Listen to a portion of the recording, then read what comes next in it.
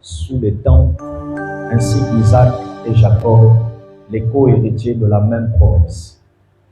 Car il attendait la cité qui a des solides fondements, celle dont Dieu est l'architecte et le constructeur. C'est par la foi que Sarah elle-même, malgré son âge avancé, fut rendue capable d'avoir une descendance, parce qu'elle crut à la fidélité de celui qui avait fait la promesse. C'est pourquoi d'un seul homme déjà usé de corps, naquit une descendance nombreuse comme les étoiles du ciel, comme le sable qui est sur le bord de la mer qu'on ne peut compter. C'est dans la foi qu'ils sont tous morts sans avoir obtenu les choses promises, mais ils les ont vus et salués de loin, reconnaissant qu'ils étaient étrangers et voyageurs sur la terre. Parole du Seigneur. Que Dieu bénisse sa parole. Nous pouvons nous mettre. Bonsoir à tous et à toutes. Que le Dieu de grâce soit avec nous. Si tu dis pas Amen, tu es méchant. Hein? Et nous sommes bénis ce soir de recevoir un invité spécial et qui n'est pas n'importe qui. Amen. Comme disait Maman Dutricia, c'est une amie de destinée. Amen. Et la grâce de Dieu est sur elle, à la connaissance du pasteur Armel, que je vous prie d'acclamer le Seigneur. C'est le plaisir. Merci pasteur. Merci d'être venu. Et nous espérons qu'on va passer un bon culte. L'heure est suffisamment assez avancée, mais on dit souvent mieux vaut tard que jamais. Que Dieu nous bénisse. Amen. Nous sommes en train de parler des batailles de nos prophéties. Les batailles que nous devons remporter pour permettre aux prophéties, surtout les bonnes, que Dieu nous a données, de pouvoir s'accomplir ou se réaliser. Et ce soir, mercredi, nous avons parlé de, si je ne me trompe pas, Amen. Mercredi, nous avons parlé de, c'était quoi? Aidez-moi. Parlez fort. C'était quoi? Les raisons qui peuvent annuler une prophétie. Ce soir, nous voulons voir quelles sont les raisons qui peuvent activer une prophétie. C'est-à-dire, qu'est-ce qui peut faire qu'une prophétie s'active et se réalise aussi vite que prévu. Amen. Et je pense que si vous avez lu attentivement avec moi, vous comprenez déjà de quoi nous voulons parler ce soir. J'aimerais que le caméraman rapproche légèrement mon image. Que Dieu soit béni. Fais sortir un peu mon son. Dis avec moi, la foi. La foi est l'une des clés. Quand je dis, je suis déjà en train de t'initier à la victoire. La foi est l'une des clés qui permet de voir les prophéties se réaliser vite. On va reprendre. La foi est l'une des clés les plus puissantes qui permet de voir mes prophéties se réaliser très vite. Acclame le Seigneur.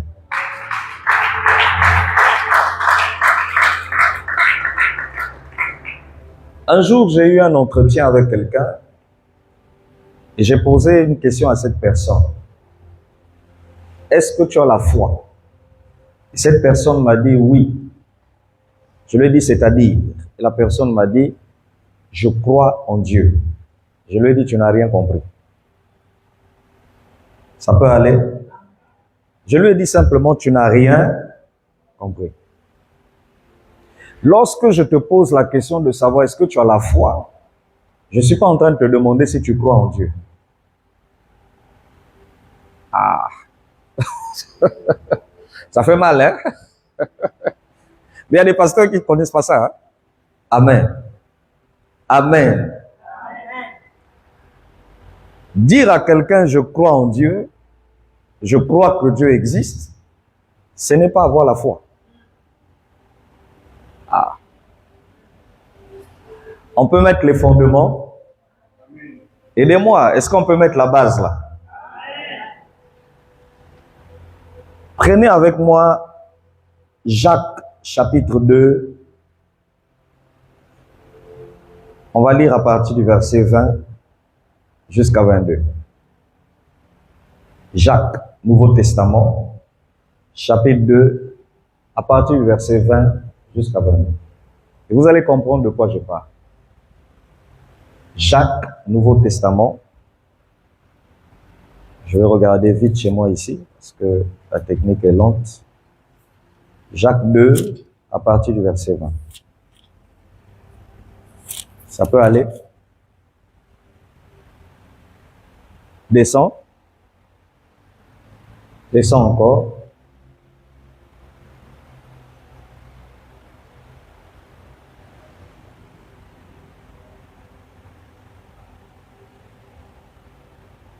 On va remonter. Je suis à Jacques combien? Je suis à Jacques combien? Aidez-moi. Jacques combien? Ok. On va remonter au verset.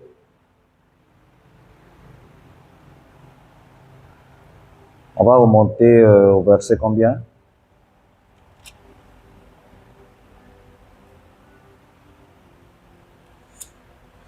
Quelqu'un peut m'aider à retrouver? Verset 19. Jacques 2, verset 19. Tu crois qu'il y a un seul Dieu. Tu fais bien. Les démons le croient aussi. Et ils tremblent. Ça peut aller? Tu crois qu'il y a un seul Dieu. Tu fais bien. Les démons le croient aussi. Question. Puisque les démons croient qu'il y a un seul Dieu, est-ce que les démons ont la foi?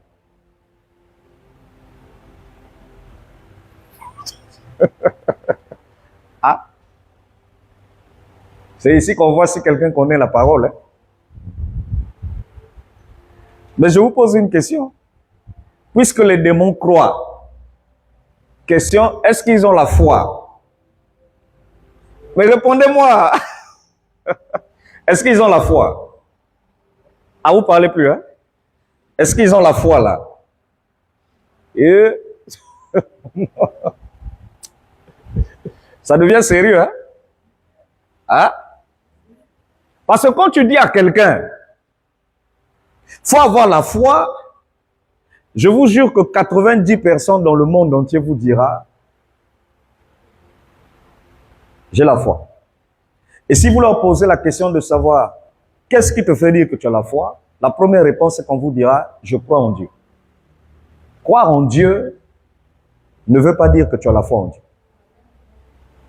Ah. Acclame le Seigneur.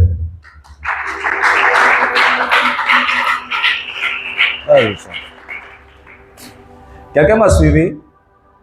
J'ai dit croire en Dieu ne veut pas dire que tu as la foi en Dieu. Je vous explique. Amen. Ah, si vous n'êtes pas vivant, moi j'arrête. Il y a une grande différence entre avoir la foi en Dieu et croire en Dieu. Le mot croire repart à l'école. Par définition, ce mot veut dire accepter. Ça peut aller?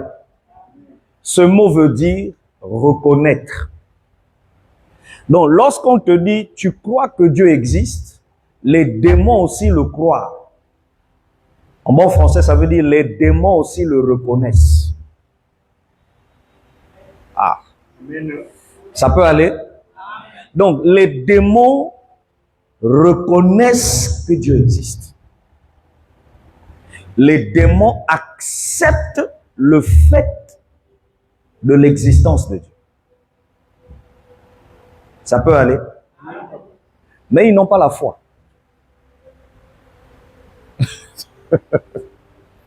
Les scientifiques, il y en a au moins 60% des scientifiques dans le monde qui ont fini par reconnaître qu'il y a un Dieu qui existe. Alors on va tourner un peu le ventilo vers maman. Hein. Ça peut aller. 70% reconnaissent que Dieu existe parmi les scientifiques. Ceux qui lisent, ceux qui sont cultivés.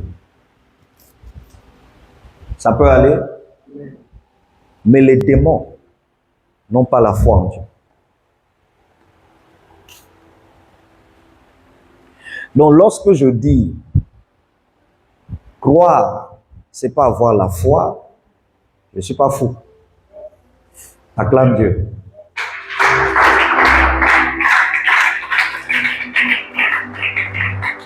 Ça peut aller. Maintenant, la question est de savoir que veut dire donc avoir foi en Dieu. La foi. Ça peut aller. Si nous partons dans les Écritures, nous découvrirons la vraie définition de la foi. Hébreux 11. Reviens à Hébreux 11, versets 1 à 3. Et nous allons essayer de comprendre ce que c'est que la foi. Parce que quand tu as des entretiens avec les chrétiens des églises, tu entends des bêtises. Tous les chrétiens pensent avoir compris c'est quoi la foi. Mais ce soir, c'est un choc. Parce que tu vas découvrir que tous les chrétiens ne comprennent pas. Verset 1. Or, la foi est une ferme assurance des choses qu'on espère. Une démonstration de celles qu'on ne voit pas. Un jour, j'ai posé une question à quelqu'un. Définis-moi la foi. Et il m'a donné ce verset. Et à la fin, je lui ai posé une question. Qu'est-ce que tu as compris? Et il m'a répété, la foi est une ferme assurance des choses qu'on espère. Je lui ai dit, qu'est-ce que tu as compris?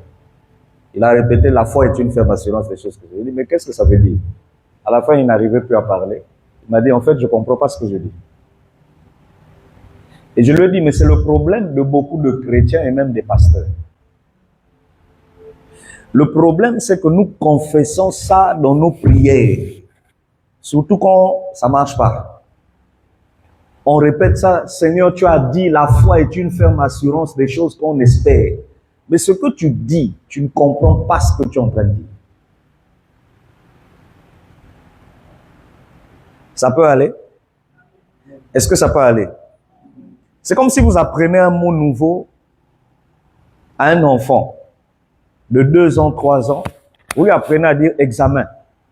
Et puis un jour, il vient et puis il dit, mon père a dit examen. Posez la question à cet enfant de 3 ans, 4 ans, que veut dire examen? Il ne saura pas vous dire. Il ne saura pas. Donc vous avez des gens qui déclarent les Écritures sans comprendre ces déclarations. Et lorsqu'on dit la foi est une ferme assurance des choses qu'on espère, une démonstration de celles qu'on ne voit pas. Reviens en haut. La foi est une ferme assurance. Arrêtons-nous là.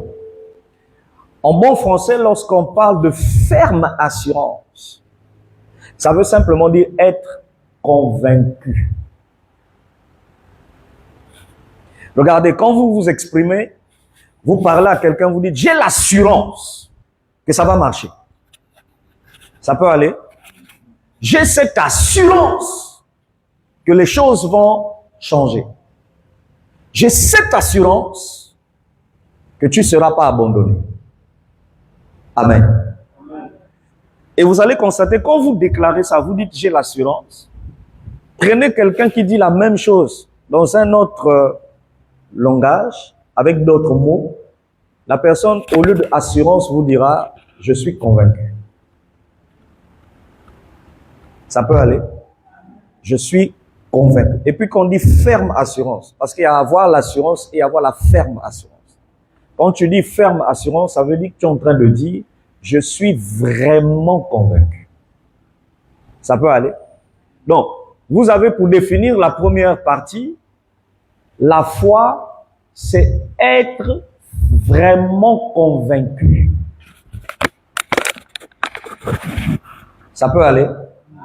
Je répète, la foi, c'est être vraiment comment? Dis-le avec moi, la foi, parle s'il te plaît. La foi, c'est être vraiment convaincu. Si moi qui suis ton père, je te dis parle, tu parles pas, il y a un problème. Dis avec moi, la foi, c'est être vraiment convaincu. La suite, on va essayer de définir. On dit des choses qu'on espère. Ça peut aller. Et lorsqu'on dit choses qu'on espère, ce qu'on espère, en français plus raccourci, plus simple, c'est quelque chose qu'on souhaite. Enfin, se lever sous l'estrade, enseigner les gens, il faudrait avoir été quand même un peu intelligent. Acclame Dieu. Ça va? Ça peut aller. Lorsque vous dites « j'espère obtenir un emploi », j'espère que ça va marcher, j'espère que les choses iront de mieux en mieux, j'espère que nous allons réussir. Ce que vous êtes en train de dire dans un langage figuré, vous êtes simplement en train de dire « je souhaite ». C'est tout. Ça peut aller. Donc, vous avez donc la définition, la foi, c'est être vraiment convaincu des choses que je souhaite. Ça peut aller. Je répète, être vraiment convaincu des choses que je souhaite. Et vous avez la dernière phrase, citation, on dit, une démonstration de celle qu'on ne voit pas. Ce qui veut dire, avoir la foi, c'est être vraiment convaincu que ce que vous souhaitez vraiment et que vous ne voyez pas, vous l'avez déjà reçu. Je répète, c'est être vraiment convaincu que ce que je souhaite, que je ne vois pas et que je n'ai pas encore, je l'ai déjà obtenu et je le verrai s'accomplir.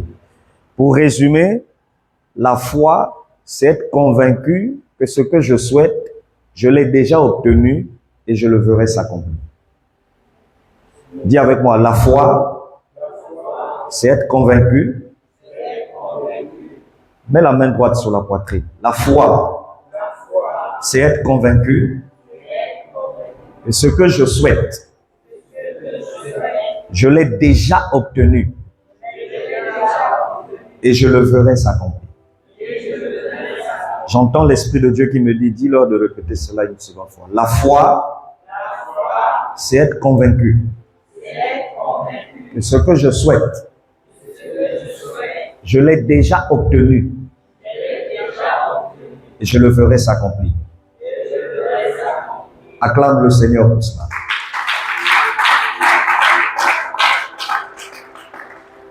Ça peut aller. Et l'Esprit de Dieu m'a enseigné que la foi ne se conjugue pas au futur. Aïe. Comment il n'y a qu'une seule personne qui dit Amen à ça? La foi ne se conjugue pas au futur. Je vais aller plus loin. La foi ne se conjugue pas au passé. La foi se conjugue au présent. Voilà pourquoi je redéfinis la foi. C'est être convaincu que ce que je souhaite, quand on dit souhaiter, c'est espérer. Espérer, l'espoir voir demain.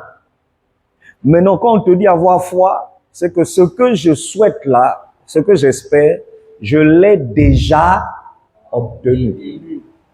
Amen.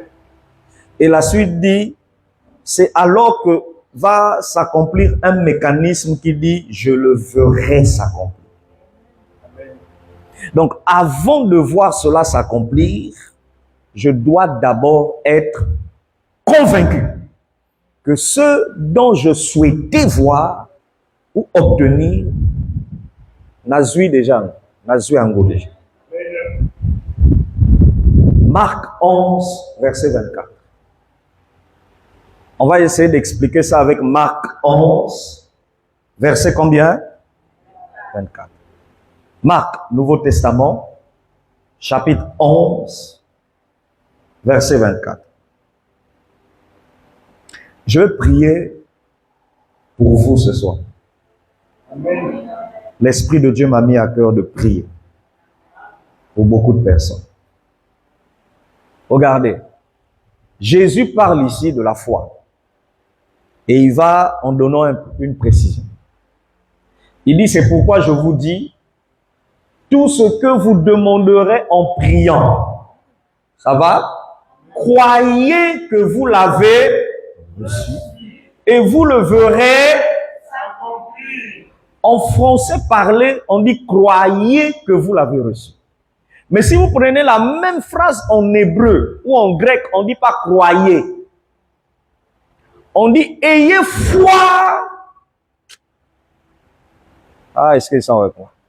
Ayez foi que vous l'avez déjà reçu. C'est ainsi que vous le verrez s'accomplir. Voilà pourquoi quand tu lis la Bible, il ne faut pas lire pour lire, il faut lire pour étudier. Amen. Ah, Amen. moi je ne lis pas. Chez moi à la maison là, j'ai un dictionnaire en français, en grec et en hébreu. Et c'est le pasteur Martin qui me l'avait offert l'année dernière. Pasteur Martin, un gros dictionnaire. Donc avant de prêcher là, je compare les mots.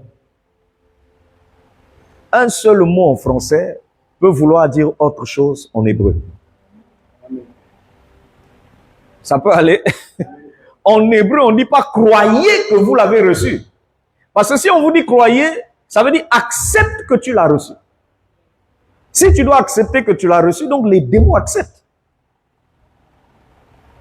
Mais si tu prends ça en hébreu ou en grec, on dit ayez foi que vous l'avez reçu. Donc ce que tu demandes en priant, sois convaincu que tu l'as reçu. Il dit c'est alors que tu verras cela s'accomplir. En conclusion, c'est la foi qui appelle le futur. Amen. Acclame Dieu.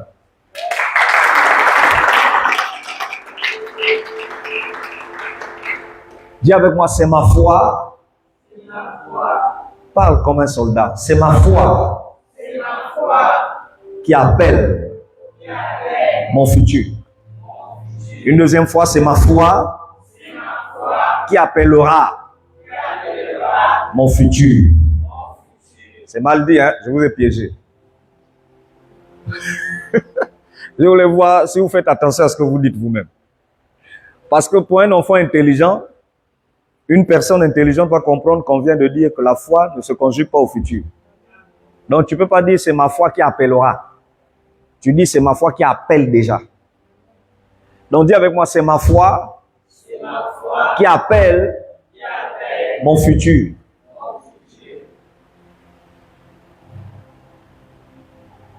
Ça peut aller.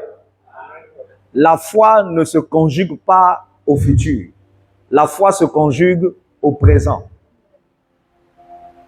C'est pourquoi quand on dit ayez le langage de la foi. C'est pas un langage qui dit Dieu fera. Le langage de la foi dit Dieu a fait. Amen. Ça peut aller? Amen. Le langage de la foi ne dit pas ça ira. Ça ira, c'est demain. Le langage de la foi dit ça va.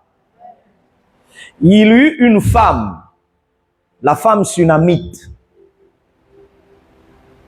Elle avait logé un homme de Dieu, Élisée. Et Élisée l'avait bénie parce qu'elle était stérile. Il avait prophétisé sur elle qu'elle aurait un enfant. Et elle eut l'enfant. L'enfant grandit et à 7 ans, l'enfant mourut. Et la Bible dit, lorsque l'enfant est mort, elle a logé l'enfant sous le lit qu'elle avait aménagé pour l'homme de Dieu. Parce que l'homme de Dieu habitait chez elle chaque fois qu'il venait dans leur village. Mais son mari qui était dehors ne savait pas que l'enfant était mort. Hein? Il ne savait pas. Et la femme s'est levée, elle a dit, je vais aller dans la maison de l'homme de Dieu chez Élisée pour lui demander de venir ressusciter l'enfant que lui-même il m'avait prophétisé. Et lorsqu'elle sort, elle croise le mari lui dit, ah, mais tu m'as l'air un peu, est-ce que tout va bien?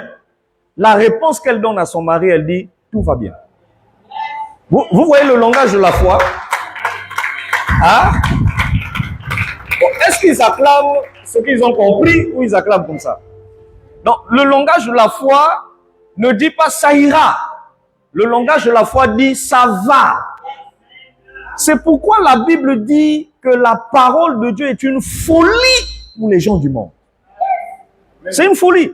Parce que comment tu peux attester, comment tu peux affirmer des choses qui ne marchent pas et toi, devant les gens, tu dis ça marche. Quand les gens te regardent, ils vont dire vos affaires de Dieu là, de Jésus là, vous devenez fou. Vous devenez fou. Aïe. L'Esprit de Dieu m'a dit de dire à quelqu'un, si ta foi s'était endormie, il faut la réveiller maintenant. Amen. Acclame le Seigneur.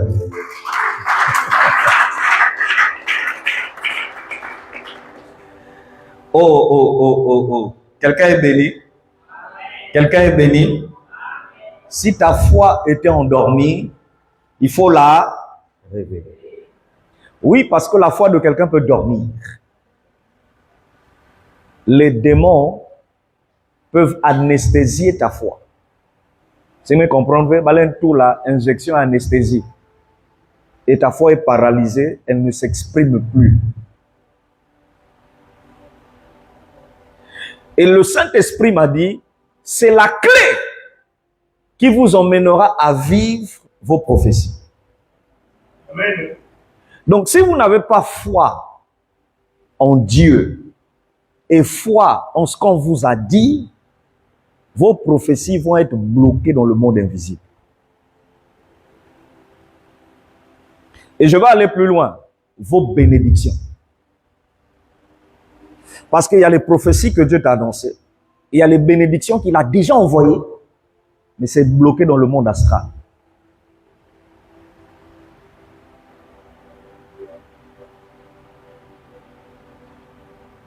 Maintenant, comment vous conjuguez la foi?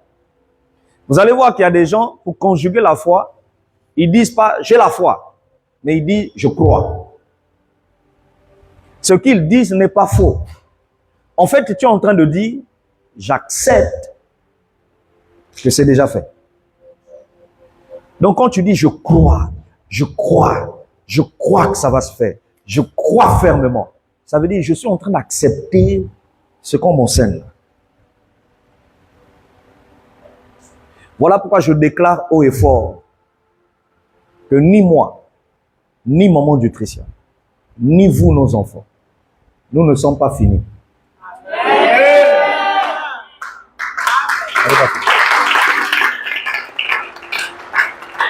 Ça peut aller. Et je le crois de tout mon cœur. Je ne suis pas fini. Mon ami, je pense que ça devait être hier. J'étais bien fatigué à la maison. Je reçois un coup de fil de Mkaï. Comment on peut m'appeler Mkaï? Moi, je connais personne en Mkaï. Mkaï, je connais personne. Et puis quand je réponds au téléphone, je dis oui, allô. C'est des gens qui sont en train de crier. Apôtre Habib. Et puis j'entends là. En tout cas, le lieu, c'est comme si la personne était au marché de Kaï. Et puis j'entends, il y a vrai, mais vraiment, ça criait. Et puis je dis, ah, mais toi qui m'appelles là, tu es où? Il me dit, je suis à Nkaï et je suis dans le marché de Nkaï. Je dis, mais qu'est-ce qu'il y a? Pourquoi on cite mon nom? La personne me dit, papa, vraiment, il a fallu que je voyage et que je sorte de Pointe-Noire pour venir en Nkaï et réaliser que vous êtes connu. Je dis, comment? Il dit, quand je suis arrivé, le lendemain, j'ai mis le t-shirt de la sortie de votre livre, le vernissage du livre. Il y avait ma photo là.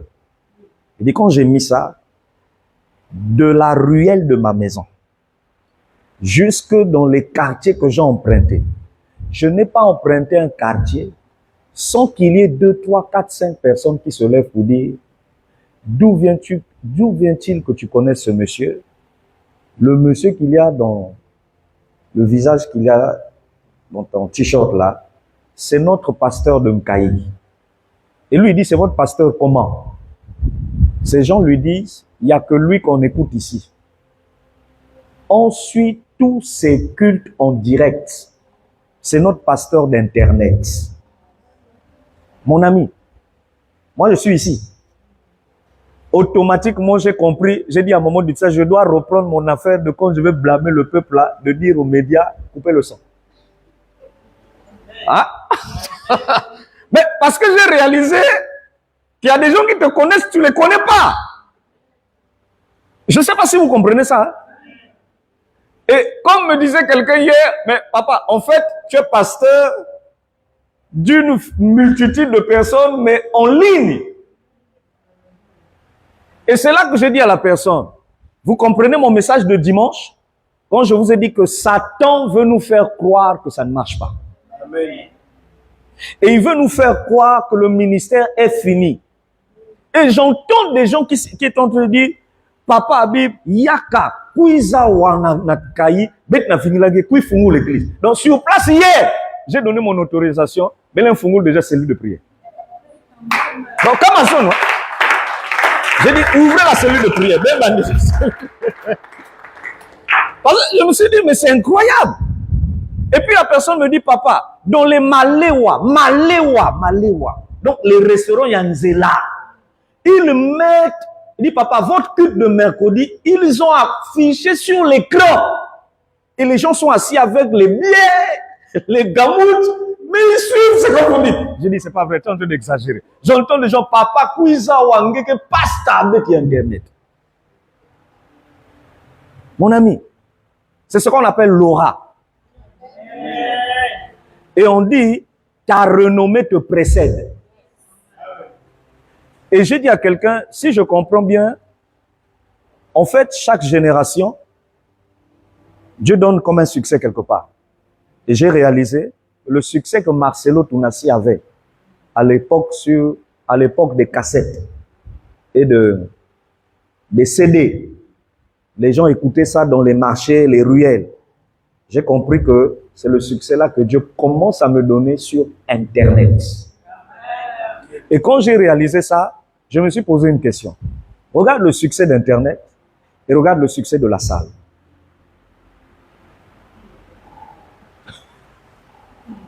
Quelqu'un m'a dit, ceux de la salle ne comprennent pas encore qui tu es pour eux.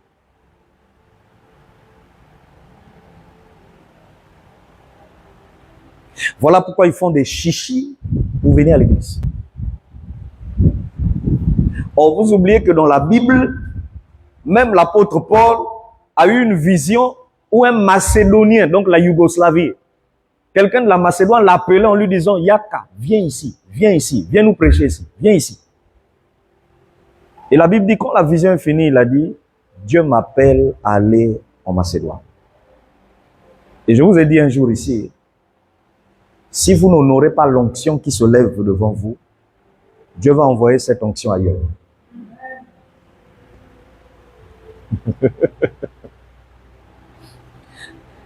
C'est ce qu'il a commencé à faire à Kinshasa avec Francis Natou. C'est ce qu'il a commencé. Et vous allez remarquer, beaucoup d'hommes de Dieu de la RDC, Dieu les déplace. Il les emmène ailleurs. Mais moi je dis par la foi, Abi Poitiers n'est pas fini. Amen. Acclame le Seigneur, acclame Dieu.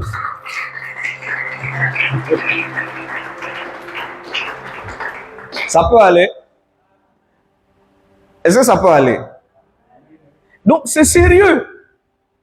C'est sérieux, pasteur. Je croise des hommes de Dieu dans la ville, surtout lors des réunions de Coserco. Je ne le connais pas. Même le visage, même le nom. C'est-à-dire, je n'ai jamais su qu'il existe. Mais l'homme de Dieu là te dit, je te suis tous les jours.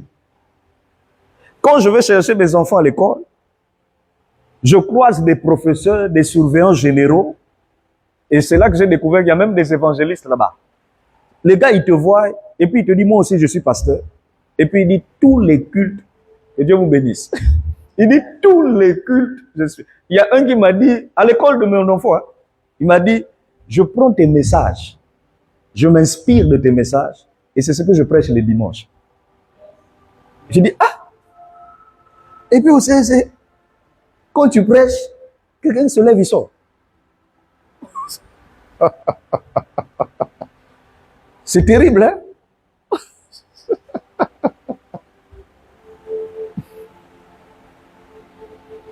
Et la foi, et la foi.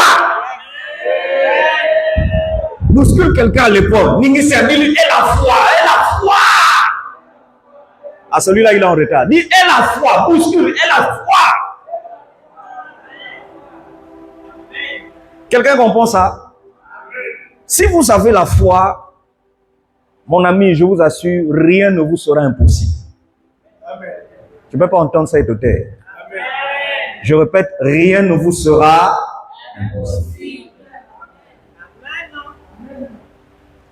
J'ai dit à Dieu, ah Seigneur, mais pourquoi les prophéties tardent? Pourquoi les prophéties bloquent? Pourquoi les prophéties... Ah! Pourquoi? Non, mais il y a beaucoup de qualités de prophéties. Il y a des prophéties de plusieurs natures.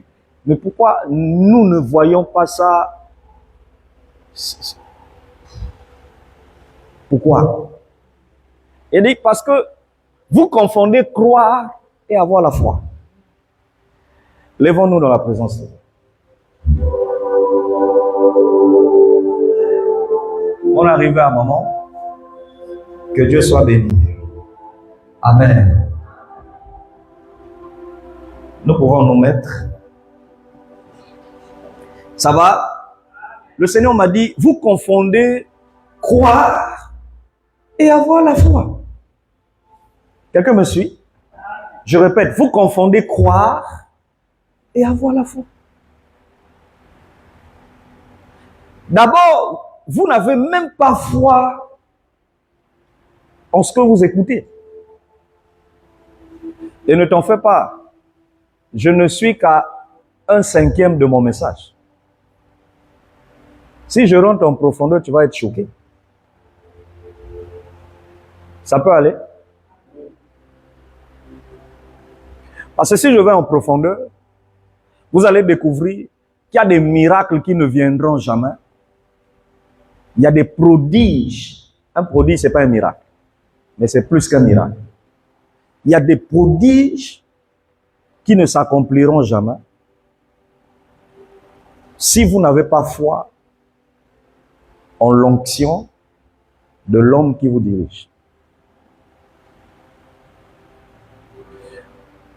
Vous allez voir des gens qui vous diront, j'ai foi en Dieu. C'est faux. On a foi en Dieu, mais on a aussi foi en la personne que Dieu a mis devant toi. Amen. Deuxièmement, on a foi en l'onction qu'il a. Si vous n'avez pas foi en son onction, vous allez avoir du retard avec votre foi. C'est-à-dire, tu as la foi en Dieu, hein? Mais tu as du retard.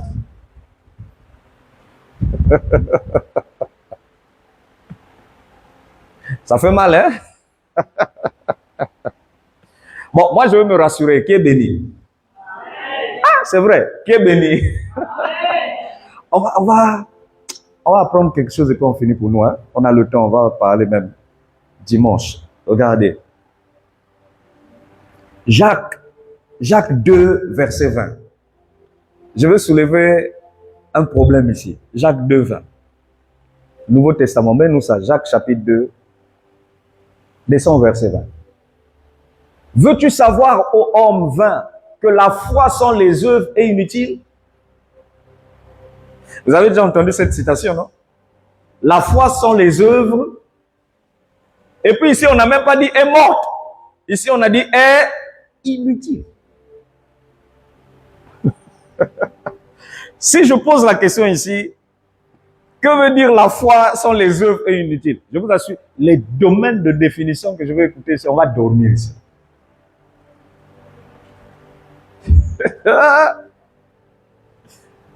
Ça peut aller? Est-ce que ça peut aller? Je dis, la foi sans les œuvres est comment? Et plus bas, on ajoute, on dit, la foi sans les œuvres est morte. Donc, avoir foi sans les œuvres, un, c'est inutile, c'est-à-dire ça ne servait à rien. Ça peut aller. Deux, c'est mort.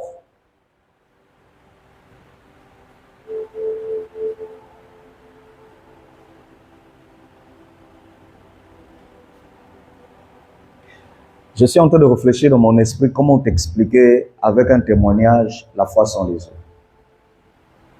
Je vais prendre un témoignage que j'ai déjà raconté dans ce ministère. Je vais te parler d'un soldat. Il était entouré de ses amis. Et puis les collègues lui ont dit, nous ne croyons pas en ton Dieu. Et nous n'avons pas foi en ton Dieu. Parce qu'il prêchait Jésus. Et puis les collègues lui ont dit, nous pour croire et pour accepter ton Jésus, on doit voir un miracle. Et puis lui, il a dit, quel miracle? Ça peut aller? Ils lui ont dit, si tu parviens à déplacer ce véhicule,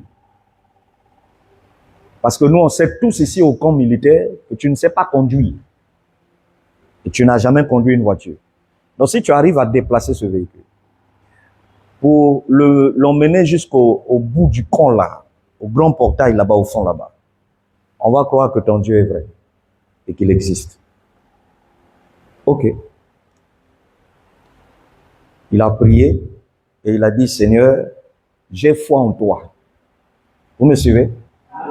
Montre à ces gens et prouve-les que tu existes. Il est rentré, il a démarré, la voiture s'est allumée, et puis il a déplacé. On marche arrière, je t'en prie, marche arrière. Et puis il allait position. Tous les soldats qui étaient là, et les généraux, les colonels, se sont prosternés. Ils ont commencé à reconnaître que Jésus est Seigneur. Attends. Et lui, il pose la question, mais pourquoi? Ils lui disent, en fait, notre problème, ce n'était pas que tu ne sais pas conduire. Notre problème, c'est qu'on avait piégé le véhicule. On avait enlevé le moteur. Donc, une voiture sans moteur ne peut pas être mise en marche. Ça ne peut pas démarrer.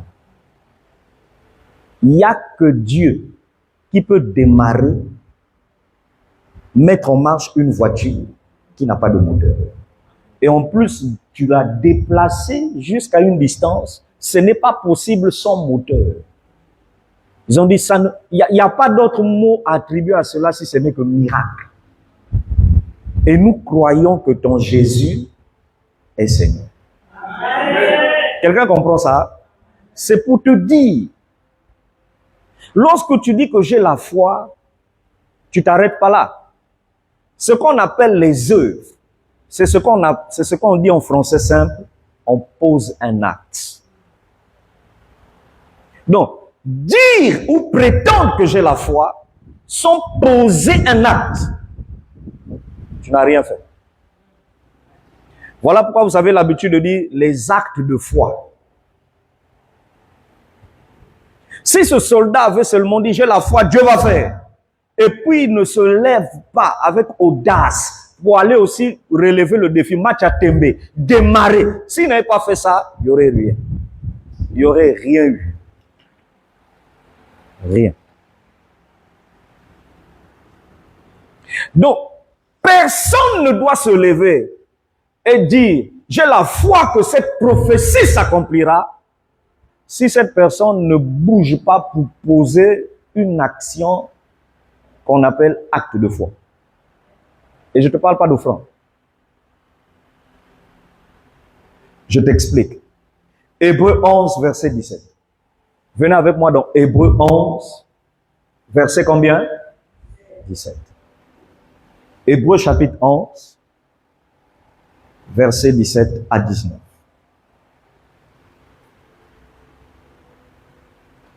Hébreux chapitre 11, verset 17 à combien? Regardez. C'est par la foi qu'Abraham offrit Isaac lorsqu'il fut mis à l'épreuve. Et qu'il offrit son fils unique, lui qui avait reçu les promesses. Et à qui il avait été dit, en Isaac sera nommé pour toi une descendance. Verset 19. Lisez vous-même. Non, lisez tout ça. 1, 2, 3, allons-y.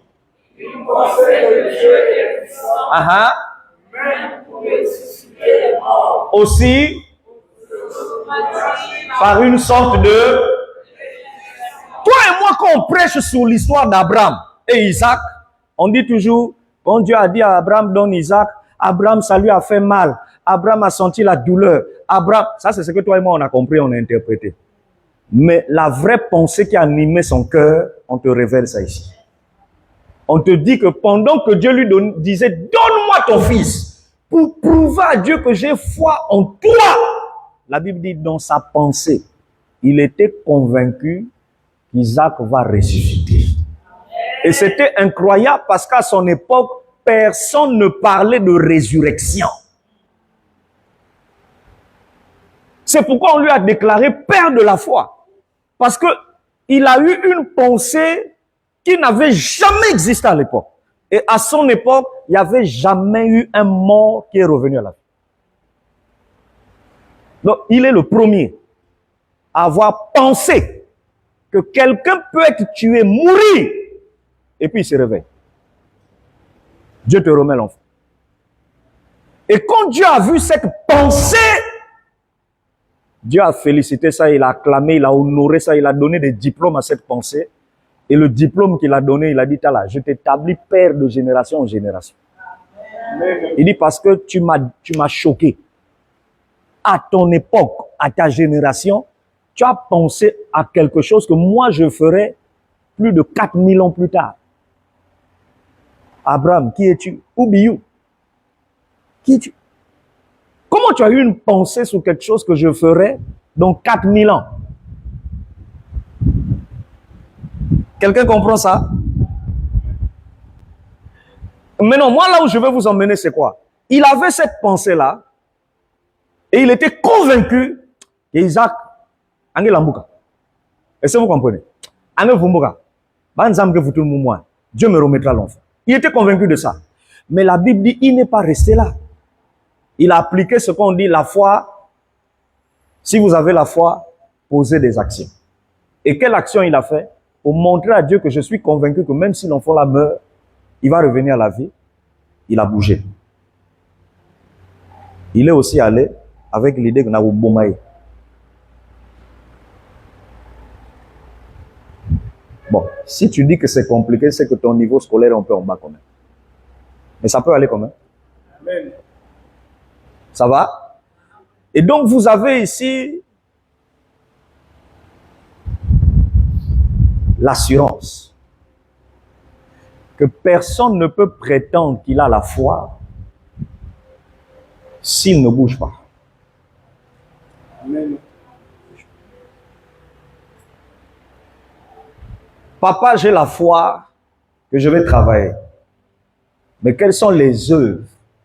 quelles sont les actions qui prouvent que tu vas travailler? Prends un CV. Lève-toi. Va déposer les CV. Ce que tu fais, on appelle ça acte de foi. Amen. Donc, en d'autres termes, suivez-moi, suivez-moi. Ah, merci. L'Esprit me révèle quelque chose maintenant. J'entends le Seigneur qui me dit ceci. C'est bien, hein, quand tu enseignes, Dieu t'enseigne toi-même aussi. Il me dit, tu as dit que la foi parle au présent. Ça peut aller? Ah? La foi ne se conjugue pas au futur, ni au passé, mais la foi se conjugue au présent. Et j'entends l'Esprit qui dit, dis-le, les œuvres précèdent le présent. Non, pas compris. Parce que même précéder, va me comprendre que précéder. C'est-à-dire que les œuvres, Patrick, viens s'il te plaît. Nuptia, viens.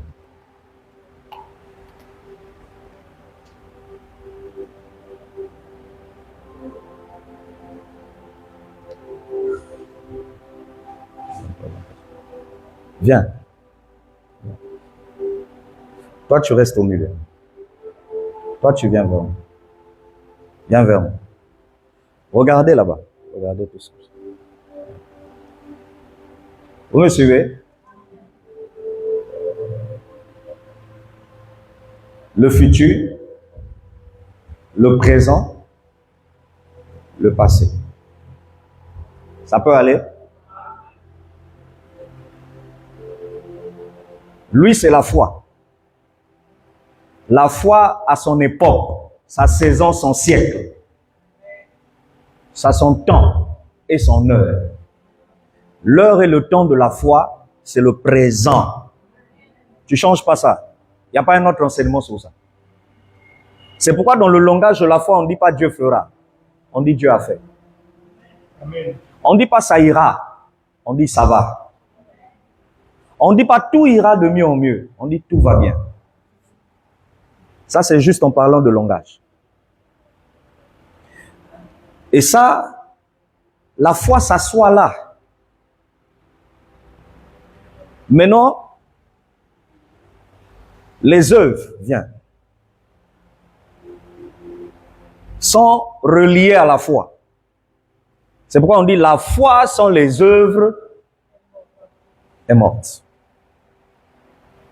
Mais sauf que la foi est limitée dans le temps présent. Seigneur, est-ce que tu es sûr qu'ils vont comprendre? Ça va?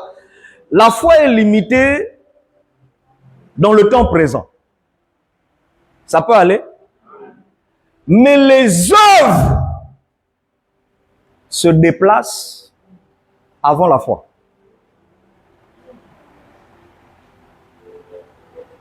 Et les œuvres arrivent déjà ici.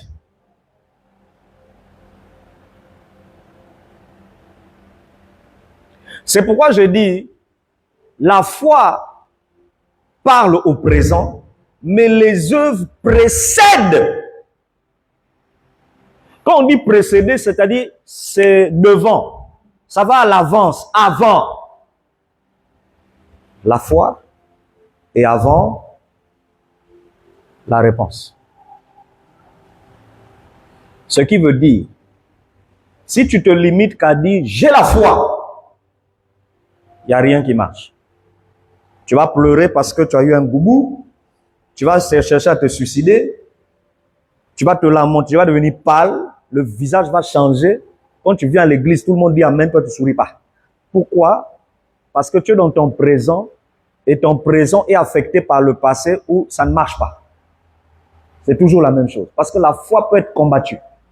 Et ce qui combat ta foi, sont les échecs du passé. C'est ça qui combat ta foi. Mais les actes que tu poses, ça anticipe. C'est ce qu'on dit, ça précède. C'est pourquoi vous pouvez voir une stérile, un célibataire, un chômeur, un pauvre, un endetté. Il vient à l'église, il loue Dieu comme si tout allait très bien. C'est-à-dire, qu'est-ce qui change même son attitude? C'est parce que pour lui danser, se réjouir, croire, déclarer que ça va, il considère que ce sont des actes qu'il pose pour précéder ce sur quoi il espère. Si vous l'acclamez, faites-le correctement.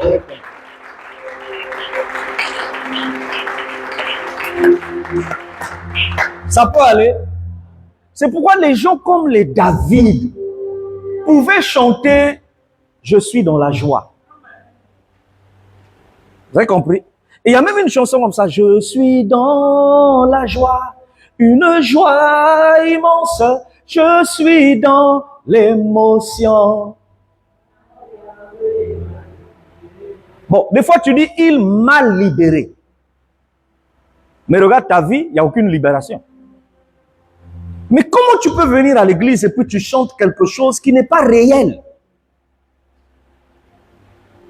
J'ai la chair de poule même pendant que je parle. Que Dieu vous bénisse. Donc, vous devez comprendre ce soir que Dieu veut que vous ayez la foi, mais ce n'est pas suffisant. Il veut qu'ajouter à votre foi que vous posez des actes qui vont précéder votre foi.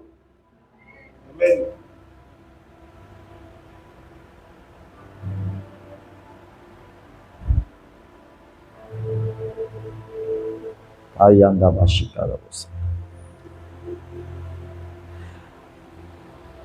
Nous pouvons changer le monde et nous pouvons changer les choses. À une seule condition, quelle est l'attitude spirituelle que nous avons?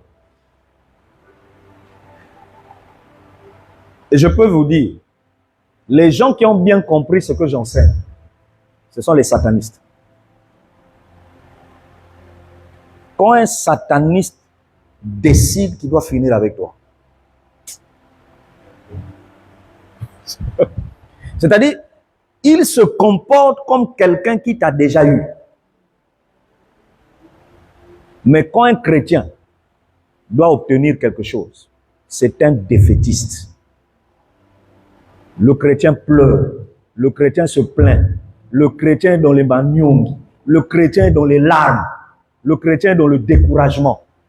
Posez la question à plusieurs dans les églises, pourquoi ils sont rares dans les cultes? Ils vont te dire parce que rien ne marche. Regardez vos WhatsApp, regardez vos Facebook, vos TikTok, regardez même les phrases que vous écrivez. Moi, quand je lis ça, je suis choqué. Je me dis, oh, Yoban Habib, mais vous êtes des monstres. Parce que je me dis, un enfant d'Habib, tu n'as pas ce langage-là. Toi, tu connais les combats que nous, on attend. Tu connais les dettes de certaines personnes que nous, on suit. Je suis des gens, je fais le suivi des gens qui ont des dettes qui vont jusqu'à 300 millions. Je te pose une question, ils vivent comment? Comment ils font pour marcher? Comment ils font tous les soirs quand ils entendent que culte est bandit dans CRC? Lui, il est à l'extérieur, mais il est déjà en ligne. Et il te dit, si j'étais à Point Noir, j'allais être au culte avant tout le monde.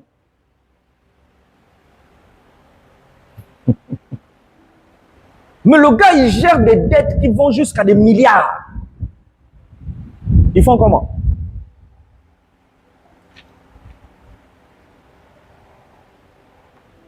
Descends un peu au Congo, surtout à Point Noir, tu vas entendre les gens Maman du Tsar allait prêcher dans une église en Goyo là-bas. Elle a fini pour elle le message 20h, 19h et quelques. Mais eux-mêmes là-bas, ils ont fini leur culte à 20h45. Qui a boudé? Personne.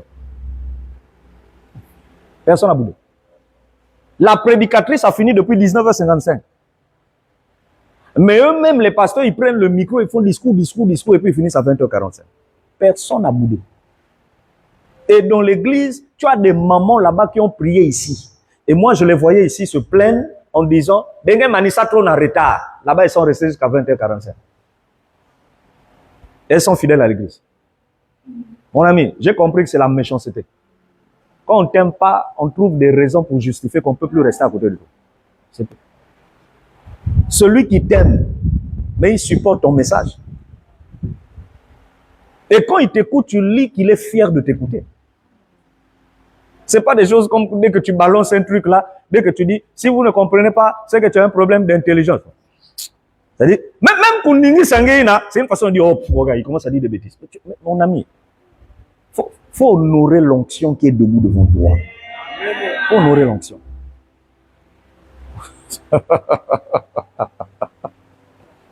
Faut honorer. Et moi, j'ai vu pire, hein. J'ai vu pire. Je peux aller loin. Il y a une église là seulement. Là. C'est mon la rue. Le goudron. J'ai vu des cultes les samedis jusqu'à 21h. Ils sont en train de chanter. Maintenant, on va dire aux gens là-bas, mais il se fait tard, il est 21h. Qui va dire? Qui va bouder?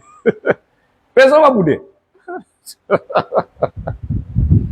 Mais c'est chez Habib qu'on voit tous les péchés du monde. C'est là où j'ai dit un jour à quelqu'un, mon ami, les gens qui raisonnent comme ça là, n'ont pas de problème.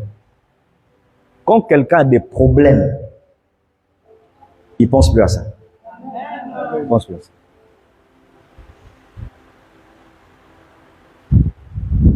Ah.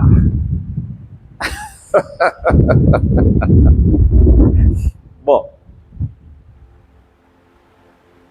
Tout va bien. Hein? Ce sont des dégâts, mais on va parler la foi, le langage de la foi. Tout va bien. Parce que si on parle le langage des dégâts, mon ami, on va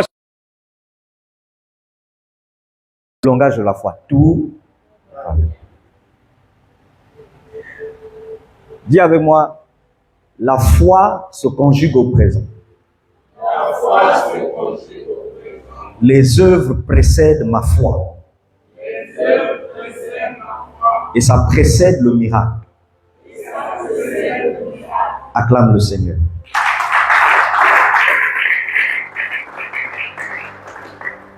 Bon, je veux me rassurer, tu es béni.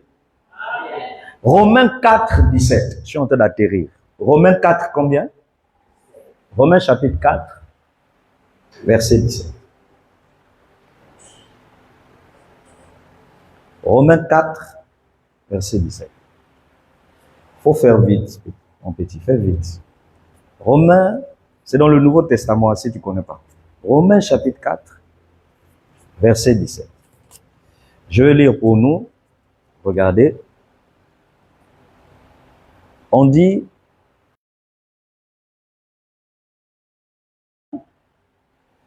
selon qu'il est écrit, je t'ai établi père d'un grand nombre de nations. Là, Dieu parle d'Abraham. C'est ça, non? Il est notre père devant celui auquel il a cru. Là, on parle d'Abraham. Dieu qui donne la vie aux morts et qui appelle les choses qui ne sont point. Vous n'avez pas compris. Dieu qui donne, c'est ça, la vie aux morts et qui appelle les choses qui ne sont point, lisez la suite, c'est-à-dire parle, déclare la parole, qui appelle les choses qui ne sont point.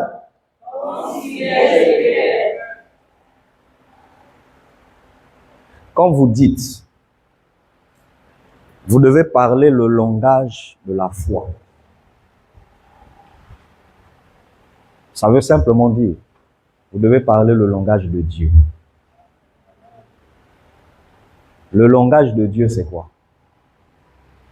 C'est de dire des choses qui ne sont pas, comme si c'était déjà. La foi a une langue. S'il existe le parler en langue, la foi a sa langue. Et le langage de la foi, ça cite, ça appelle, ça nomme des choses qui ne sont pas, comme si c'était déjà. Voilà pourquoi David pouvait se tenir devant Goliath. Goliath le maudit et lui il dit à Goliath, aujourd'hui même, je vais couper ta tête. Qui lui a dit ça? Ah, oh non, Dieu lui avait rien dit. C'est lui-même, c'était sa foi. Il dit aujourd'hui même, je couperai quoi? La tête. Et il va plus loin, il dit, je donnerai ta tête à manger et ton corps à manger aux oiseaux de mauvais augure. Et il dit, et aujourd'hui, nous allons pourchasser, vous, nos ennemis qu'on appelle des Philistins. On va vous pourchasser, on va vous tabasser. Le petit qui est en train de parler n'a que 16 ans. Et il s'adresse à un grand sorcier qui mesure plus de 6 mètres de haut. Comment il a fait? Donc, il a nommé sa victoire, son miracle, qui n'était pas là, comme si c'est déjà là. Donc, la foi appelle des choses qui n'existent pas, comme si. On dit bien comme si. Ça veut dire quand tu parles en fonction d'une chose. Makambowana, Likambowana, et ça déjà. Ça y est déjà. Nazui Mossal. Nazui. Ça veut dire que.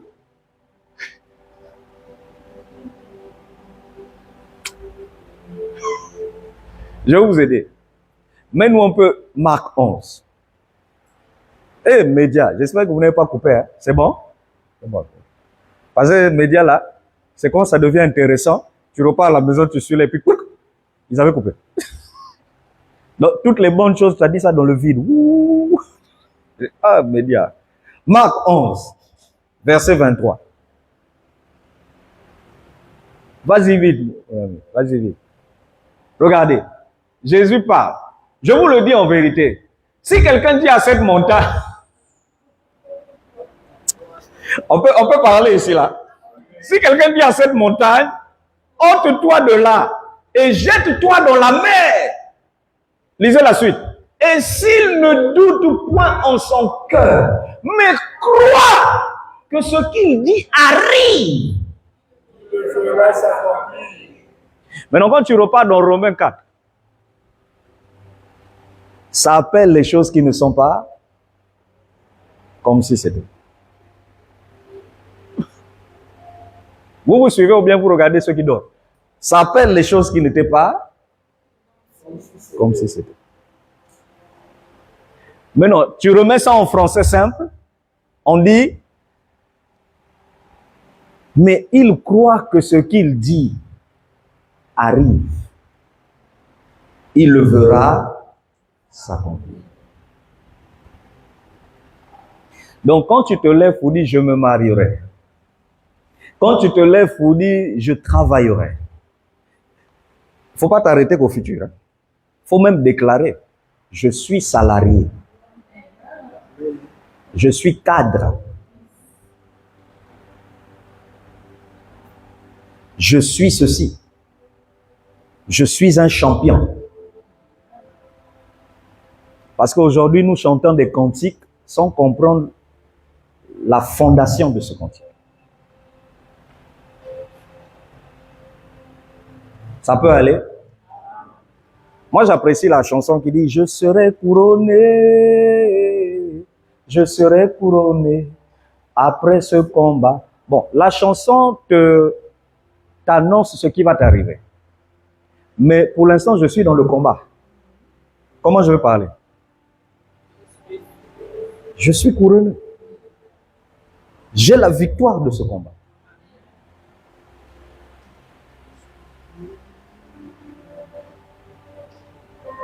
C'est pourquoi, il y a 4-5 jours, j'ai mis un truc là sur Internet. Une chanson qui m'a touché.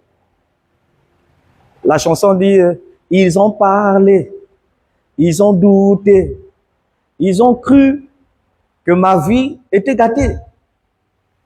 Mais la suite, la chanson dit, je suis déjà couronné, je suis déjà victorieuse. C'est la foi, papa. C'est-à-dire, la dame chante dans la foi. Elle te dit, je suis déjà. Mais tiens-toi tranquille. À l'heure où elle chante, elle est encore en train de vivre des combats. Mais elle dit, je suis déjà victorieuse. Et maintenant, vous, quand vous écoutez ça, ce qui vous plaît, c'est la cadence, le rythme. Moi, c'est pas le rythme, hein.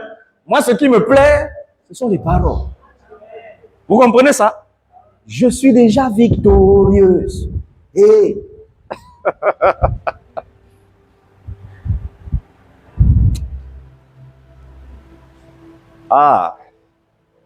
si ma nation pouvait comprendre ce message, on allait changer le monde.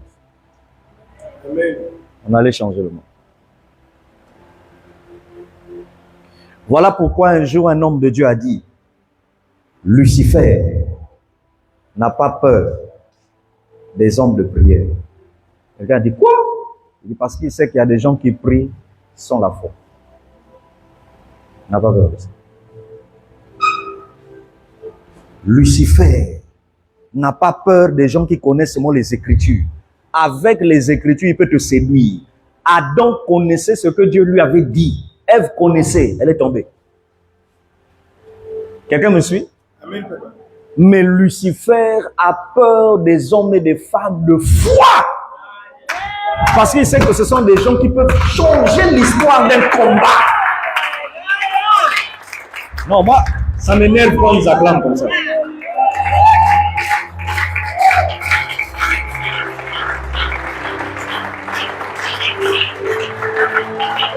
Change ton environnement. Change ton climat. Change ce qui est autour de toi. Change le langage.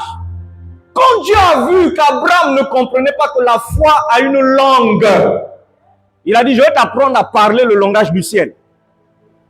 Ta femme là, tu l'appelles plus Sarah, hein? Tu l'appelles Sarah. Et il dit, que veut dire Sarah? Dieu lui dit, Maman Yabana, Bélé. Il dit, toi-même là, c'est plus Abraham, c'est maintenant Abraham. Il dit, papa, ça veut dire quoi? Il lui dit, papa, voilà deux messieurs. Ça fait 24 ans. On leur dit au Kobota, ils ne voient rien. Mais la dernière année avant de tomber, Dieu leur dit, avant de donner le miracle, changez votre façon de parler. Et voilà, tu viens devant ta femme, tu dis plus chérie, mais tu dis maintenant, maman Abana, papa Abana. Les gens vous regardent et puis ils se disent, voilà deux fous. C'est l'âge qui commence à tourner leur tête. Parce qu'à leur âge, là, qui leur a dit qu'ils peuvent avoir des enfants? Mais pendant qu'on vous dit fou, entre-temps, vous êtes en train d'accomplir des paroles qui viendront et des paroles qui disent que la prédication de la foi est une folie tout seulement. Si ton langage n'est pas un langage de fou,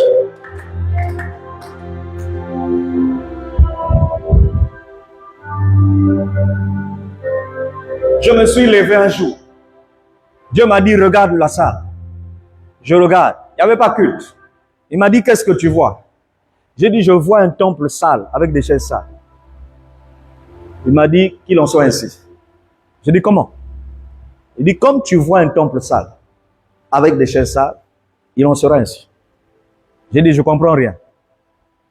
Il m'a dit, il faut relire ta Bible. J'ai relu.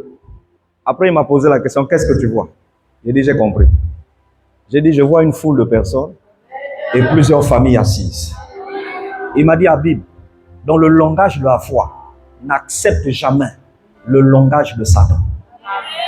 Le langage de Satan, c'est la réalité. La réalité, ça ne va pas. Mais le langage de la foi, c'est ce que Dieu t'a promis.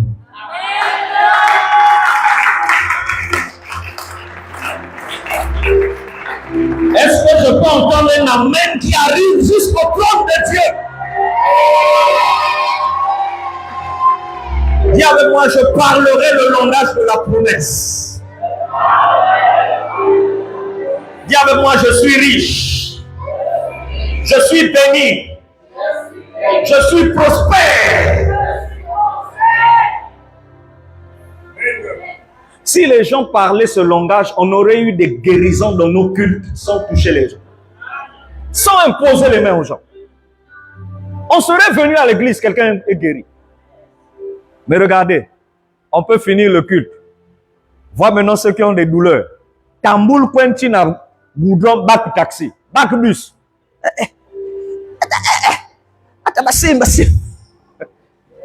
Mais que Kamuvimba, Game Franzou tout jeune, si.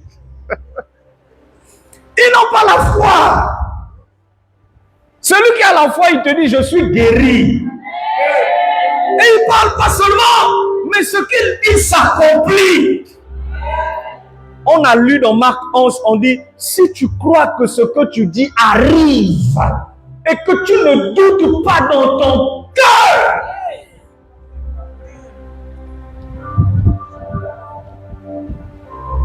mais, Madame Poitier, comment ton mari fait quand tout le monde dit qu'il est millionnaire? Alors il galère. Mais comment il fait pour se mettre sur l'estrade et puis dire, regardez-moi bien, hein, seulement au moins là, vous allez m'acclamer. Je fais comment? Ah, c'est le langage de la foi. Je parle le langage que j'ai entendu du ciel. Et ce langage dit, Habib, toi, tu n'es pas un vaurien, toi. Tu es un vaurien. Moi, je veux que tu acclames, ton acclamation soit un langage de foi. Hein?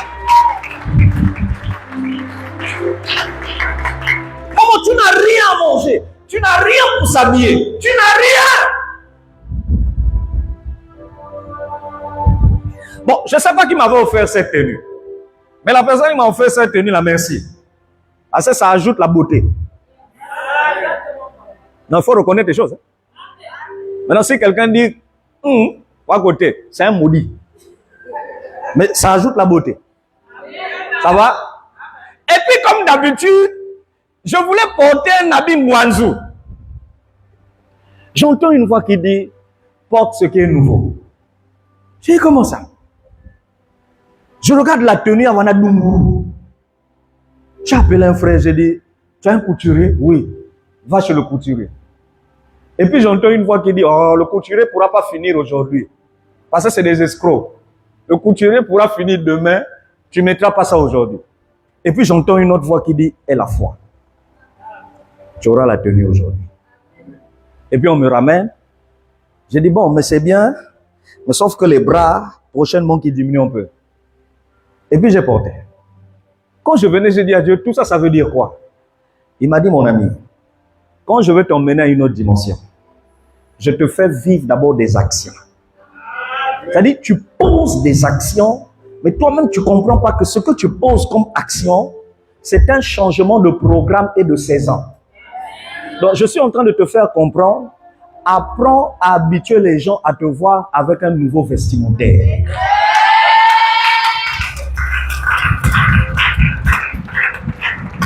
Je dis, je ne comprends pas. Il me dit, parce que ma gloire n'est pas stable devant vous.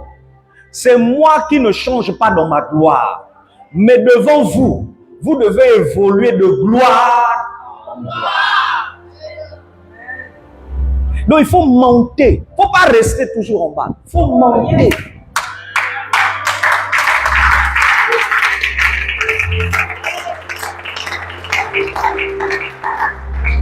Dieu m'a dit un jour, va à l'église. Je suis arrivé un jour au temple. J'ai vu avec des chantres et tout. Il m'a dit, regarde l'église. Il m'a dit, qu'est-ce que tu vois? J'ai dit, ah, je vois un tapis, mais amène-nous, hein? Et puis il m'a dit, mon fils, tu ne comprends pas le langage de la foi. Qu'est-ce que tu vois? Il m'a dit, comme moi je te pose la question, qu'est-ce que tu vois là? En fait, je veux juste te dire, qu'est-ce que toi tu veux voir? J'ai dit à Dieu, je veux voir des carreaux ici. Et je vois un tapis blanc plumeux. Plume. Comme ce qu'il y avait au début là. Il m'a dit, ce que tu vois, crois que tu l'as déjà reçu. J'ai dit, mais ça va s'accomplir comment? Il dit, il n'y a que moi seul qui sais comment je récompense la foi des gens. Amen. Si tu vois qu'il y a des carreaux, il y aura des carreaux. Amen. Et Dieu m'a dit, mettez les carreaux dans l'église. Carolez le temps. Ma fille, tu as pensé à ça? Hein? Bon, il faut faire ça. On acclame Dieu. Ma main est sur toi. Quel que soit tes combats, ma main est sur toi. Acclame bien le Seigneur, acclame bien. Dis avec moi, je dois croire. Le langage de la foi.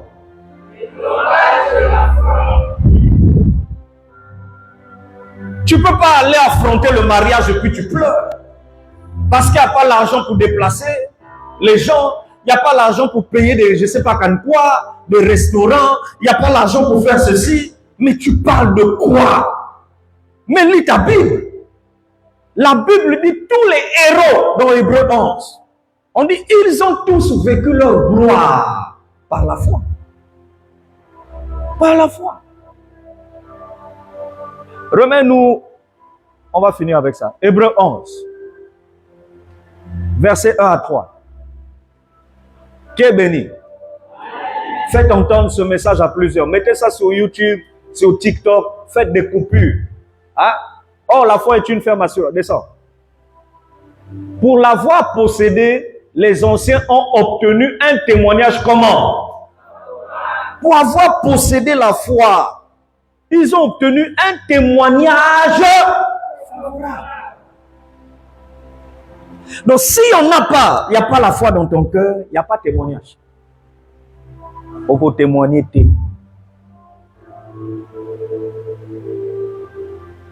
Vous qui croyez que quand on vient enseigner les connaissances, ou on vient montrer qu'on connaît la Bible. Moi, j'ai dépassé le niveau là. Je n'enseigne plus pour démontrer que je connais. Ça, c'est quand on était bébé là. J'enseigne maintenant pour impacter des vies. Amen. Parce que je n'ai qu'un seul objectif. Celui qui m'entend, quand il rentrera au ciel, il doit dire à Dieu, j'avais entendu un message qui m'avait changé. Amen. C'est ça, c'est ma vision. C'est ce qu'on appelle participer à l'avancement de l'œuvre de Dieu sur terre. Regarde, verset 3. C'est par la foi que nous reconnaissons que le monde a été formé par la parole de Dieu. Donc, c'est pas ta foi que tu dois reconnaître que ce sur quoi tu espères sera formé par la puissance de la parole de Dieu. Dieu va faire. Ce qu'il a dit, il va former ça. Mais tout doit aller de la foi. J'aimerais dire à quelqu'un, si ton Dieu est Dieu, ce qu'il t'a promis, il va le faire. Habakkuk 2, Habakkuk 3, versets 3 à 5. Habakkuk 3, verset 3 à combien? À 5. Ancien Testament. Habakkuk 3. Vas-y vite. Non, Habakkuk 2. Tourne juste là avec le chapitre. Habakkuk 2. Verset 3 à 5.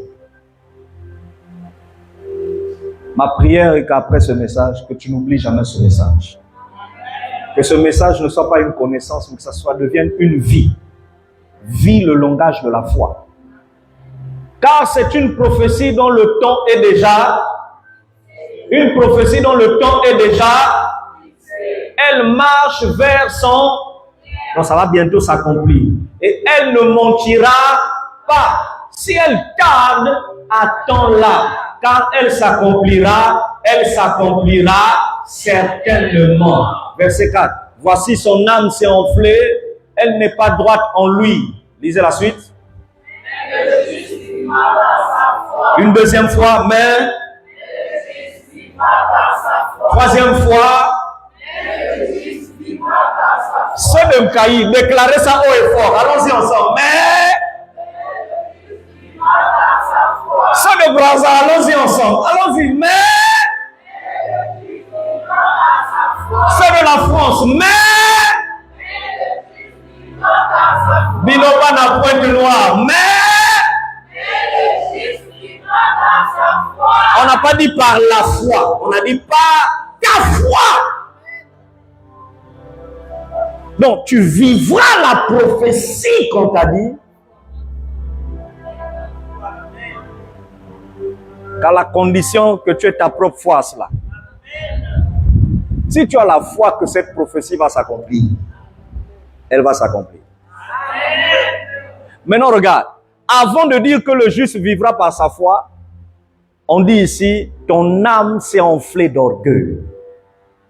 Ici, on est en train de montrer que tu retombes dans les travers des raisonnements. Celui qui doute de Dieu est orgueilleux devant Dieu. Celui qui raisonne est orgueilleux devant Dieu. Maintenant, on efface la partie orgueil et puis on te dit la condition pour que ça s'accomplisse. La foi. Ayez foi. Ayez foi. Ayant foi. Le juste habile vivra son ministère, sa destinée par sa foi. Le juste vit, et puis on a dit vivra. C'est-à-dire ce que Dieu t'a dit deviendra une vie par sa foi. Vous connaissez le révérend Dag, celui du Ghana là, qui était venu tenir la croisade ici en Boulaléa là. Un jour, il est arrivé à l'aéroport. Et puis il regardait, vous savez à l'aéroport, il y a souvent le panneau là, où on affiche les pays, hein? les villes, les destinations. Et puis lui, il est arrivé, il a vu les destinations qui étaient indiquées. Et il y a un homme de Dieu qui était à côté de lui, il ne connaissait pas. L'homme de Dieu là lui a dit, homme de Dieu, je peux vous parler? Il dit oui. L'homme de Dieu lui a dit, dans les années à venir, vous voyez toutes les villes qui sont affichées ici? Il dit oui. Il dit, je vous vois dans le futur. Dans chacune des villes affichées ici, vous aurez une église et un pasteur là. Et le révérend Dag l'a dit, à cette époque-là, lui, il aimait beaucoup écrire. Vous savez qu'il a écrit beaucoup de livres. Il aimait écrire. Et quand on lui a dit ça, il dit, il a arrêté d'écrire. Au lieu de se mettre à écrire, prendre trop de temps à écrire des livres, il a commencé à bouger, mobiliser ses enfants spirituels pour aller implanter les églises. Et un jour, il est revenu à l'aéroport. On a affiché toujours sous le panneau là, les villes. Et puis il reste calme. Il se rend compte que dans chaque ville affichée, il a une église et un enfant spirituel là-bas. Et il peut même te dire le nom du pasteur et là où l'église est située dans chaque ville. Et quand il est resté calme, Dieu lui a dit, tu as vu, si tu n'avais pas foi en ce qu'on t'avait dit, cette prophétie, tu ne devais pas la vivre. Amen. Tu vivras ce qu'on t'annonce si tu as la foi en cela. Conclusion oblige. J'ai donc compris pourquoi nos ministères stagnent.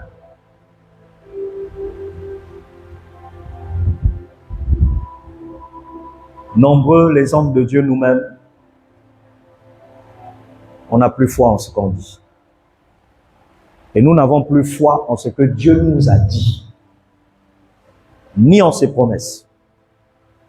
Et le pire dans l'histoire, nous sommes entourés d'enfants qui ne croient plus. Ils doutent des pères.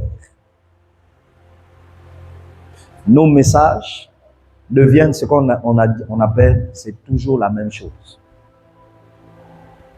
Je vous enseignerai dimanche que personne ne peut dire qu'il a la foi s'il n'obéit pas. Et vous lirez dans Romains, la Bible dit, Abraham obéit par la foi. Et Dieu lui déclara juste. Dieu va tester ta foi par l'obéissance. Donc il y a des choses qu'il va te dire, il faut faire. Tu vas me dire, papa, c'est écrit où? Mais Jésus voit Pierre. Pierre a péché toute la nuit. Il n'a rien eu. Jésus lui dit repas. Le monsieur, il est fatigué. Hein? Bon, lui dit repas. Il dit, moi, je connais mon travail. À l'heure où tu me demandes de repartir, là, le poisson, la marée est basse. Hein? Donc, on ne peut pas avoir de poisson. Mais parce que tu le dis, j'obéis. Quand tu ne peux plus obéir, tu as perdu la foi. Soyez bénis. Lève-toi et acclame le Seigneur. Lève-toi et acclame le Seigneur Jésus.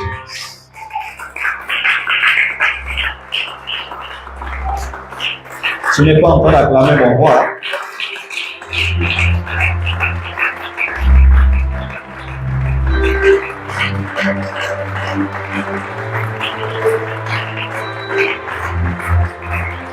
Maintenant, est-ce qu'on peut acclamer la parole de Dieu telle qu'elle le mérite?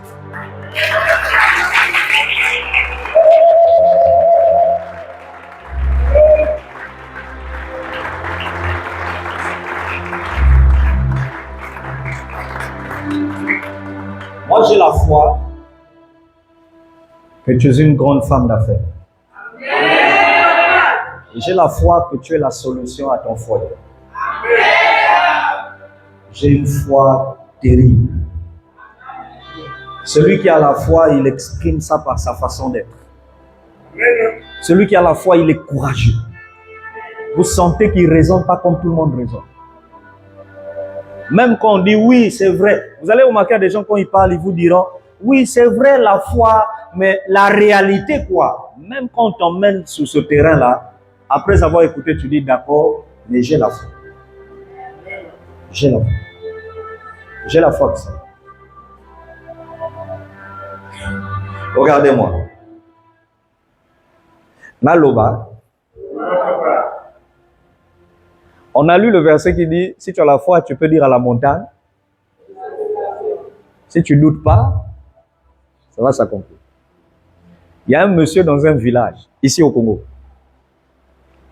Il avait l'habitude, pour aller puiser de l'eau à la rivière, il fallait traverser une montagne. Et c'était fatigant parce qu'il fallait monter et redescendre. Un jour, il a lu ce verset-là. Il a ouvert la fenêtre de sa chambre, tard la nuit. Et puis il a parlé à la montagne. Il a dit, montagne, déplace-toi, jette-toi dans la rivière. Il a fermé la fenêtre, il allait dormir. Le matin, il s'est réveillé, il ouvre la fenêtre, la montagne était toujours là. Vous savez ce qu'il a dit? Je savais. Lui-même, hein, il dit, je savais. Donc, il y a des gens qui c'est-à-dire, il y a des gens qui déclarent la parole, mais ils ne sont pas sûrs de ce qu'ils disent. Et ils savent eux-mêmes que ça ne se fera pas. Ils le savent. Ils le savent. Regardez les galéreux. Ngena kukwe na église, faut pas soumis. Si vous avez transport, est-ce que vous savez, Dieu est capable de pourvoir à ton transport sans envoyer quelqu'un qui te le donne? Amen. Vous le savez? Mais pasteur Caleb, Bobo Sama, c'est parce que seulement il est frappé d'un AVC à Brazza. S'il était en bonne santé, je l'aurais invité à Natsal. Il allait prêcher. Nous étions au Bénin. Pendant 2 ans, il galérait. Maman galère tous les matins. Ah, j'ai pas dit quelques jours. Tous les matins, quand il se réveillait, il n'a jamais su jusqu'aujourd'hui qui venait déposer une enveloppe de 150 000 sous la porte. Pendant 2 ans. Il nous posait à tous des questions. Qui vient souvent le matin à la maison pour déposer l'enveloppe? Des fois c'est 150 000, des fois 100 000, des fois 50 000. On a dit non, personne ne fait ça. Il nous a fait jurer, on a dit personne ne fait ça. 2 ans, Dieu s'est occupé de lui en mettant toujours une enveloppe sous la porte. C'est comme ça qu'il payait le loyer, c'est comme ça qu'il mangeait. Un jour, papa Ludovic nous a posé une question. Il a dit, vous croyez que Dieu continue à créer jusqu'aujourd'hui? On était dans la salle, on a tous dit oui. Il nous dit, d'accord. Si Dieu te promet un hélicoptère, comment crois-tu que Dieu te donnera l'hélicoptère? Tout le monde a parlé dans la salle. Chacun s'est levé pour dire, Dieu va toucher un milliardaire qui a un hélicoptère pour qu'il me donne ça. Une autre personne a dit, Dieu fera grâce que quelqu'un m'achète un hélicoptère. Quelqu'un d'autre a dit, Dieu permettra que quelqu'un dépose l'hélicoptère quelque part et puis il néglige son hélicoptère, moi je viens, je prends. Il a dit, vous voyez, le problème avec vous, c'est que vous interprétez à votre manière la manière dont Dieu vous exaucera. Or, vous oubliez que Dieu continue à créer. Donc, il peut créer un hélicoptère. Tu te réveilles le matin et tu vois ça ici. Ça, c'est un conseil qu'il te donne. Vous avez compris ça? Dieu peut créer un hélicoptère. Et il peut permettre que l'hélicoptère apparaisse, maman. Apparaisse. C'est-à-dire, on est en train de vous dire, prenez des photos. Va voir avec ton équipe là. C'est ce qu'on vous dit. Ça va?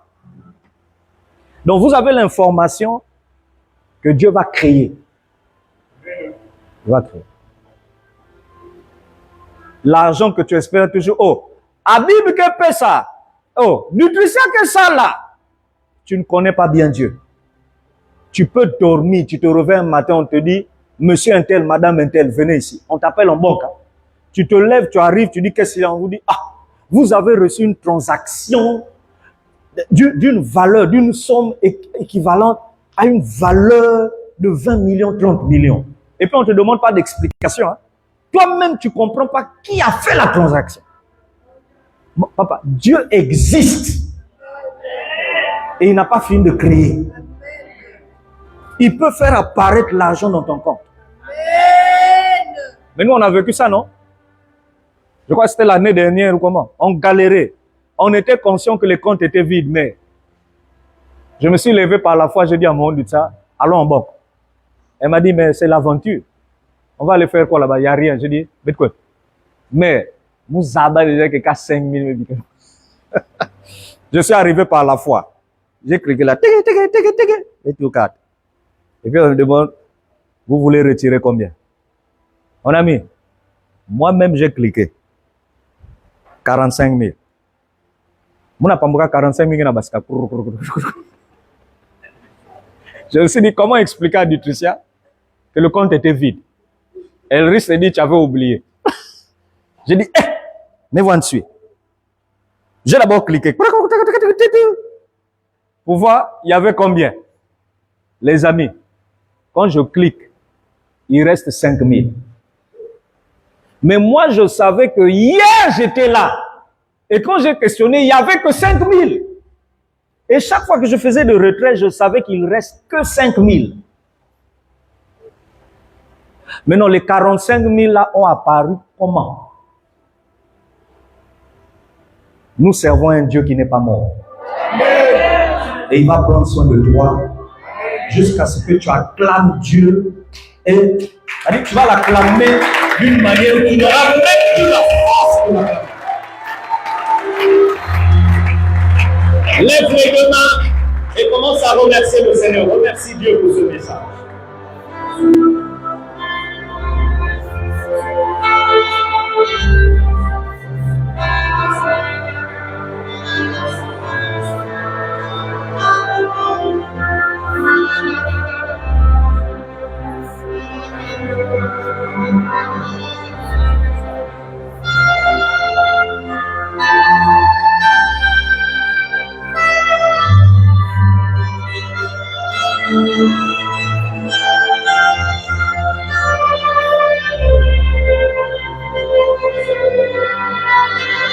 Est-ce qu'on peut passionner le roi des rois, le roi de gloire?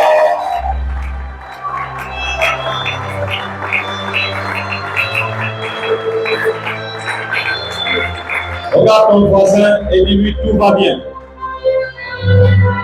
C'est pour quelqu'un, dis-lui tout va bien, tout va bien. Amen. Dieu a parlé. Dieu t'attend, toi. Fais ta part. Ça peut aller. Prenez votre offrande. Demain, c'est quand? Demain, c'est quand? Allez parler à toutes vos sœurs et maman, et vous leur dites que demain, 11h, mets-nous l'affiche, 11h, nous sommes ici pour, de 11h, je pense, à 18h. 11h à 18h, nous avons la grande conférence. Et moi, j'ai mon cadeau, hein. Mon cadeau à moi que je fais pour ce programme. Je me suis entendu secrètement avec Télé Pointe-Noire. Donc, Télé Pointe-Noire sera là à partir, ils m'ont dit 12h. À partir de 12h, Télé Pointe-Noire sera là. Et ils ont dit qu'ils vont rester là jusqu'à 18h. Parce que je leur ai dit, vous allez manger à la fin. Vous allez manger à la fin. Acclame Dieu pour ça. Acclame bien. Ah.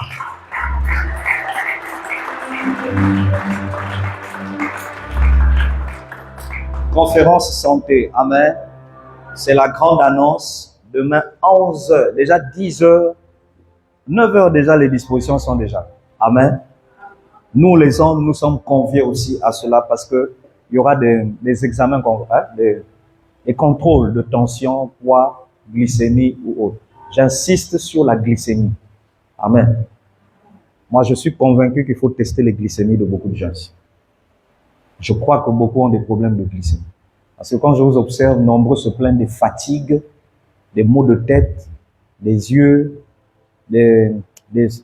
comme le stress, des pressions. Vous savez que la glycémie fait ça. Hein? Même l'étouffement que vous sentez, c'est la glycémie. C'est un problème de glycémie. Et moi, je crois que je vais me faire contrôler moi-même aussi.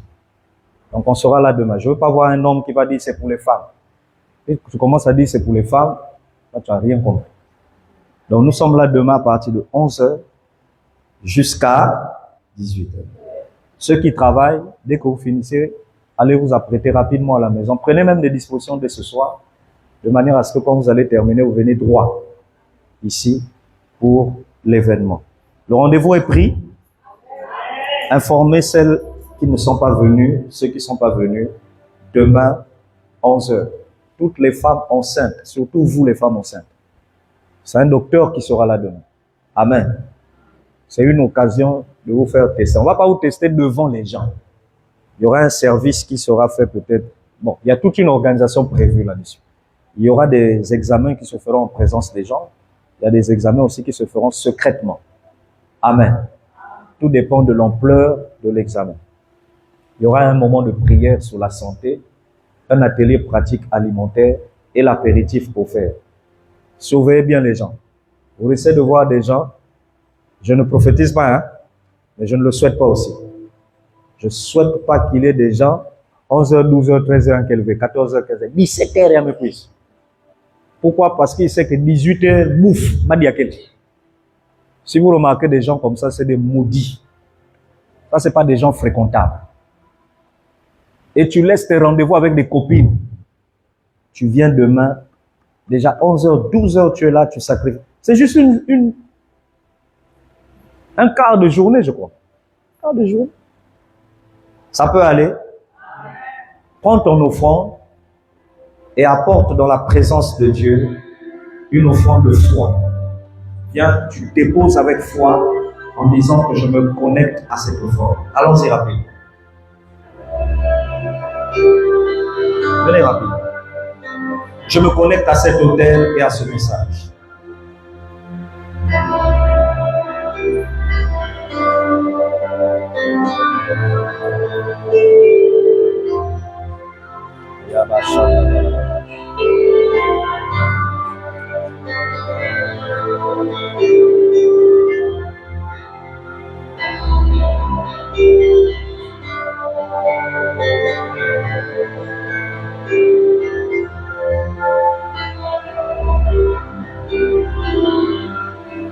On acclame le Seigneur.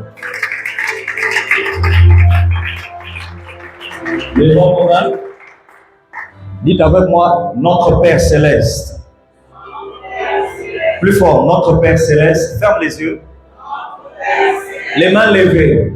Nous bénissons la conférence santé de demain.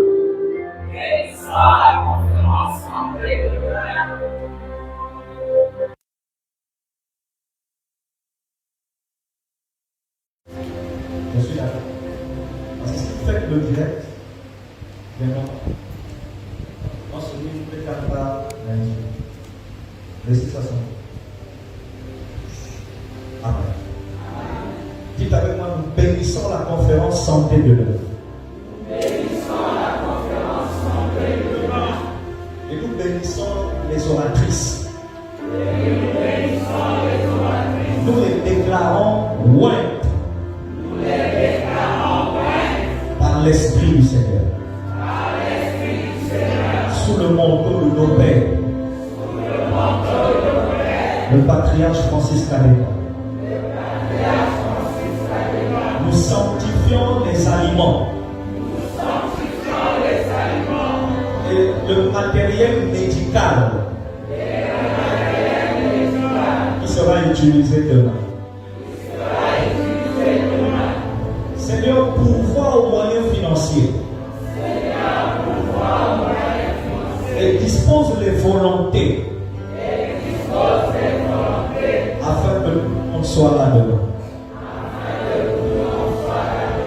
Nous le demandons au nom du Père, du Fils et du Saint-Esprit. Merci pour l'onction qui sera opérationnelle. Mon Père, lève bien les mains. Que mon chemin de retour soit tapissé par le sang de Jésus-Christ. Et que le règne de Dieu se manifeste. Au nom de Jésus-Christ,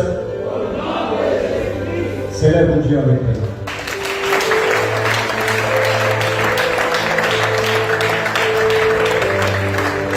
Amen. Dimanche, tous les hommes en costume. Amen.